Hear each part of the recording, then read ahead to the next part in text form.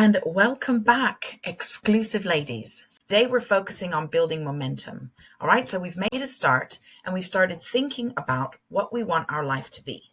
But we don't with all things that we want to make move forward. We have to start with a plan. Begin with our best life vision and a plan. That seems too big, right? So I'm going to start with 4 key areas, and they're big ones: health, wealth, and whatever platform level that is and what is meaningful for you. Wealth can vary. Self, what you need for you, everything surrounding happiness and peace and acceptance of who you are. And the final one, community, the people you surround yourself with, the influence that comes at you and the friends you choose. So what we're going to do in those 4 areas is we're going to start with our own personal values. Now, remember, in the first launch videos, I highlighted that our values are intrinsically placed within us throughout, stemming from our experiences. Most of them taught to us, others of them gleaned from our experiences and what we loved or what we said that we're good at or what we're going to give our time and energy to. And those shape our values. Okay, go back to those and we need to see where we're at. These are much more important than you think, and let's find out why. As you all know, anything we want to achieve in life has to have clear actions. Yes?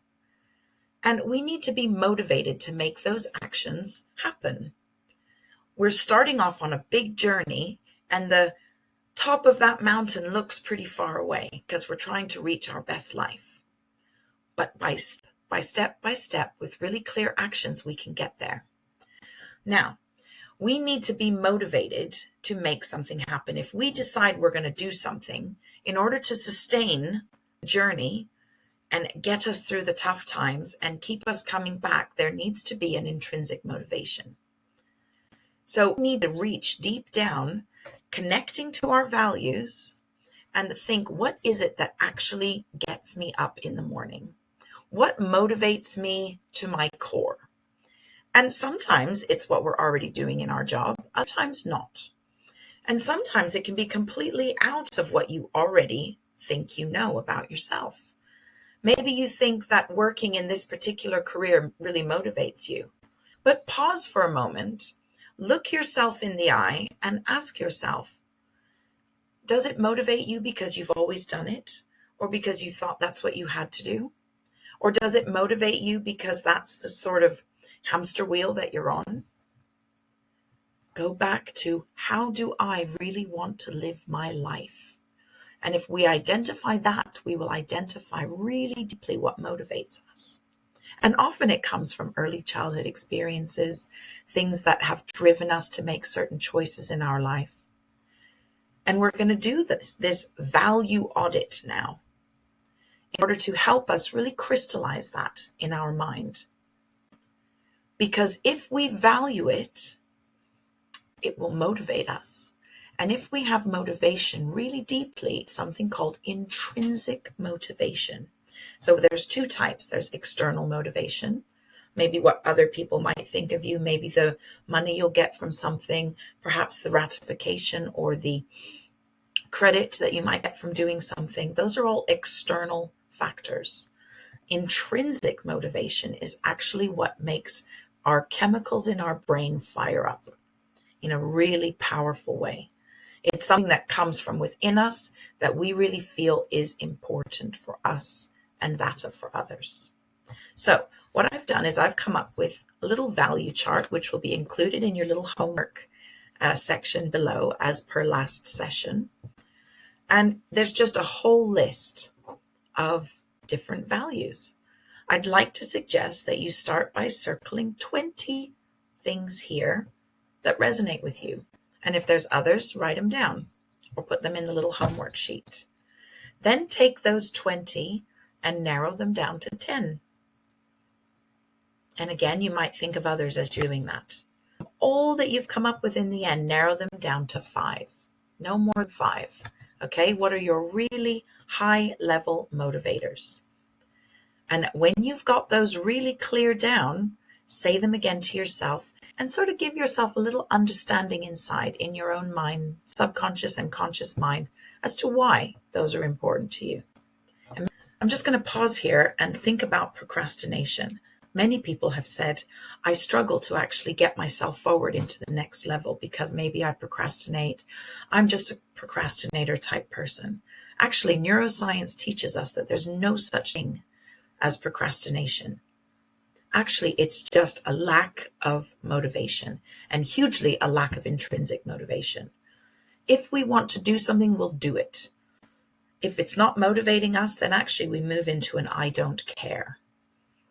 And it's usually external factors that really give us that drive to make our intrinsic motivation go forward. Whether it's, oh, you see to others for what you're doing, or, oh, I like myself in the mirror better, or I feel more confident to have sex naked with the light on, this type of thing. Because all that you're doing intrinsically, your main goals, whether it's wealth, health, fitness, supporting others, etc., when you get then the feedback from it, or you see the results of your energies, that's what really gives you the care. I care to continue to do this. Money's going in the bank because of what you're doing. Your community around you is really benefiting from the new business you've started. That builds our intrinsic motivation. You stand in front of the mirror and you put some clothes on that you haven't worn for a while. Well, I'm going to keep going back to the gym, or I'm going to keep changing and modifying my diet. So whatever it might be for you, if you want intrinsic motivation, you have to link it with external motivation, but that comes after, and that comes from the ratification of what you've done from internally. And then you grow a sense of caring, and that's going to keep you going on the next steps. I'm sure you've all heard of Maslow's hierarchy of need, but this is really deeply intrinsic for us to consider at this stage of our journey. Because if we're looking at making ourselves transform into our best life, that's where we're sitting at the top of self-actualization. Now, self-actualization is when we are really firing at all pistons. Every day, our cocktail of chemicals is on a positive level. We're receiving all that the universe has to give us, and we're giving back to others all that we can afford to give them. Our cup is overflowing. But if we're not in a place where we're feeling safety, where we have all of our needs met, where we're feeling anxiety, where we're feeling any type of stress or shame because of a relationship or a job, or the way we look, the way we feel about ourselves, our physical health, it's all going to keep us down in the last three parts of this triangle. And what it does is it makes our self-esteem really poor, and we're not going to be able to become self-actualized. So what we need to do is go back into our deep thinking about ourselves and look at this pyramid and make sure that you're ticking all the boxes there. And if you're not, this can form some of your personal goals of what you need to make better. Because what we're aiming for is self-actualization, but we've got to get all of these in order. That's why we did the life audit just yesterday. So this exercise around our values is going to link directly with our life audit and our personal goals and what we're setting. So now I'm going to be motivated to change this because I want to be self-actualized. And then we're going to link it to our values. Do I value it enough to make a change? Because if we don't value it, it's not going to motivate us deeply. So here's one of the tasks I'm going to ask you to do. This is the main one. So now you have two. You're going to do your value audit.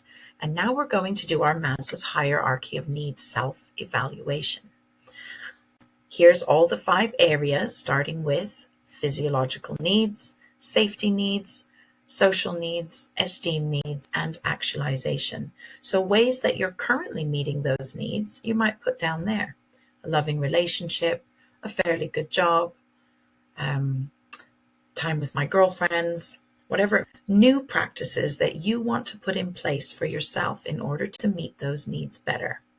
And it can be as ambitious or as step by step or small step as you feel capable to do right now. But I'm going to challenge you to be as ambitious as possible, because otherwise, what's the point of doing this, right? So let's say, for example, in your social needs, well, I have a good relationship, but it's not actually really fulfilling me. Or my relationship has been making me sad for a while, and it's holding me back from taking the next steps in my personal best life journey. So what new practices do I need to put in place in order to meet those needs? We get so caught up sometimes with emotions of what we're going through each day that actually the solution is far more simple. It's just about labeling what we want to see different and sticking it into our value plan for ourselves. And that motivates us almost enough to get us there.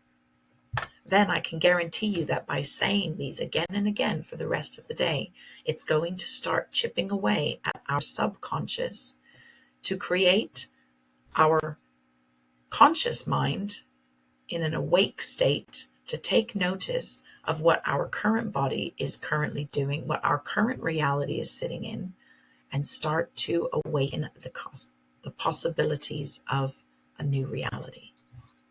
So identify your values, hop on and do that value audit, and be strict with yourself and get it down to 5. Then go in and do the Maslow's hierarchy of needs assessment. Be really, really honest with yourself. Nobody else is going to see this, just you.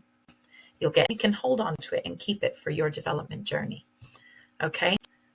Session, we're going to look at how we start action planning that. I'll see you next